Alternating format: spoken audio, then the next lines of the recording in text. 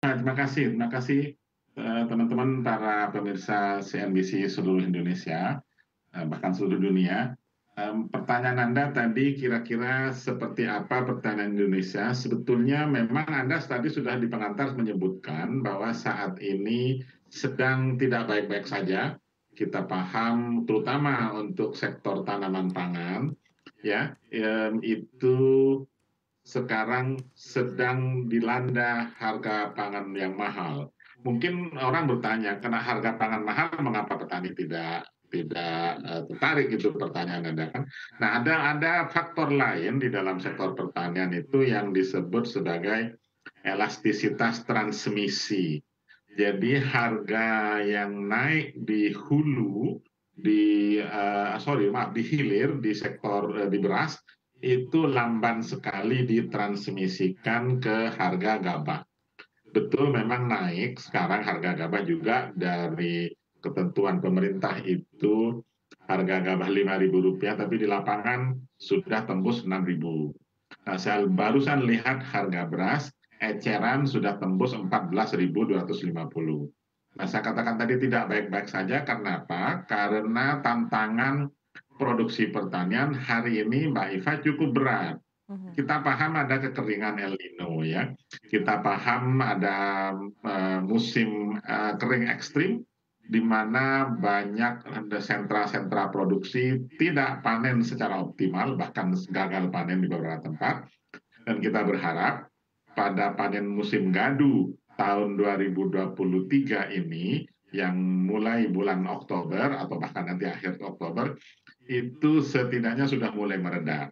Jadi dua hal yang berbeda ini kita sampaikan. Tadi pertanyaannya, mengapa pertanian tidak menarik pada generasi muda? Ada beberapa hal. Ketika COVID sedang tinggi, ya, Anda tadi nyebut angka 6%, tapi ketika COVID sedang tinggi, banyak justru anak muda terjun langsung khususnya ke hortikultura. Mungkin kalau overall betul, tapi kalau per sektor, Mbak Iva, hortikultura itu tetap menarik bagi anak Mhm, muda. mhm. Karena apa? Karena return, quick yielding gitu ya, lebih cepat menghasilkan, terutama yang digabungkan dengan urban farming, pertanian hidroponik, kemudian pertanian yang mengarah kepada penggunaan teknologi, ada smart farming di situ, pertanian cerdas ya, ada digitalisasi, itu sebetulnya masih tetap menarik. Tapi kalau anak muda atau petani muda atau mahasiswa saya, kita ajak mereka langsung ke sawah pegang cangkul, mereka nggak mau. Tapi mereka akan pegang gadget ya, akan pegang iPhone, iPad, handphone, dan memantau perkembangan kekurangan air dan lain dari handphone. Kemungkinan Mbak Iva itu masih menjadi sektor yang menarik.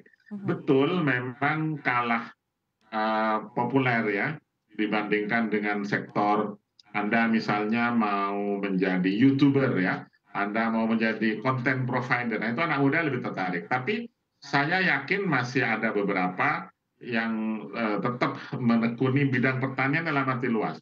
Mhm. Saya tidak mengatakan bahwa mahasiswa saya semuanya akan menjadi petani, bukan.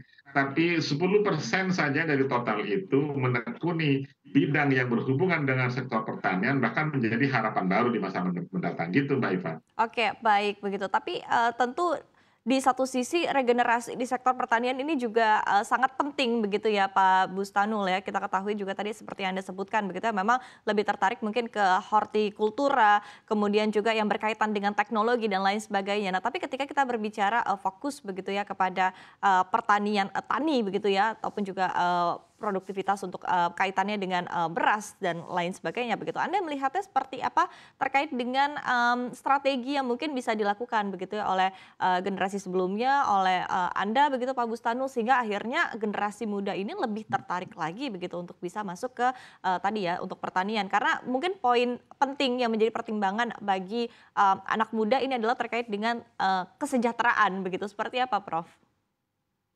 Betul, seeing is believing. Itu yang berkali-kali mahasiswa saya menyampaikan. Pak, saya ingin lihat dulu. Saya ingin lihat dengan mata kepala saya sendiri bahwa pertanian, bahwa agribisnis ya secara umum itu mampu memberikan kesejahteraan. Dan di situ kami putar otak. Jadi saya dan beberapa teman dosen itu sengaja putar otak. Kadang saya mengundang teman saya yang menjadi entrepreneur yang berhasil di bidang agribisnis. Beliau memang menekuni horti juga, nanam melon, nanam semangka, kemudian langsung pegang hilirnya sekaligus, dia menjual, dia punya outlet. Bahkan beliau memiliki olahan dari produk pertanian dengan membuat jus. Nah, dari situ ketika beliau terlihat sejahtera, saya undang beliau ya untuk kasih kuliah tamu di kampus. Mereka mungkin bosan mendengar saya ngoceh gitu, tapi melihat teman saya praktek langsung, bawa mobilnya yang paling bagus, taruh di depan aula, itu beda. Kesannya itu beda. Dan tentu saja contoh-contoh hidup seperti beliau itu tetap harus disampaikan kepada anak-anak muda kita. Mhm.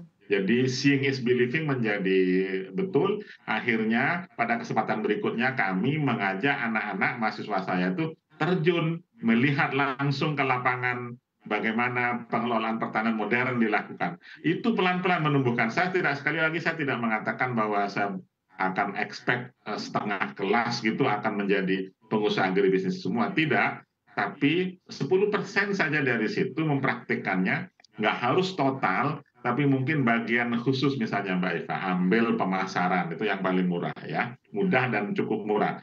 Mereka cuma perlu menghubungkan, menjadi penghubung petani dengan pasar.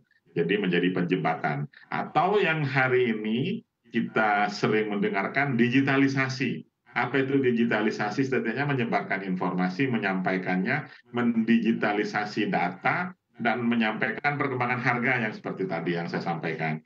Kemudian kalau yang lebih sophisticated, mahasiswa kita ini mungkin tertarik pada yang berhubungan dengan high tech, Ya. Mhm. ya penggunaan teknologi. Saya tadi menyebutkan hidroponik. Hidroponik itu tanaman hortikultura yang ditanam di pipa, Mhm. pipanya menggunakan diisi air dan zat hara tumbuh, dan sudah mulai aplikasi teknologi itu mereka tertarik dan mereka perlu difasilitasi sehingga pemerintah perlu memberikan fasilitasi khusus kepada mereka. Saya tahu ada program petani milenial di beberapa tempat, ada program bahkan ada dari bantuan asing dengan Yes gitu ya programnya, saya tidak sebutkan ya dari lembaganya, tapi itu yang akan menjadi ujung tombak, yang menjadi penghubung, yang menjadi mungkin duta-duta petani milenial untuk berbicara di beberapa forum yang lebih kredibel. Dan dengan seperti itu pelan-pelan Ya. image itu dibangun bahwa pertanian itu bukan kumuh, pertanian itu bukan tradisional, pertanian itu modern. Bahkan saya sering katakan begini, tidak ada cinta yang lebih sejati dibandingkan cinta manusia terhadap pangan. Oh itu luar biasa itu. Jadi kalau Iya, Anda betul. masuk di bisnis pangan, insya Allah nggak akan rugi Mbak Iya, Eva. karena Itu setiap orang kita butuh masih perlu makan pangan, ya, besok Pak perlu pangan. Bustanul ya. Nah Baik betul, baik baik. betul.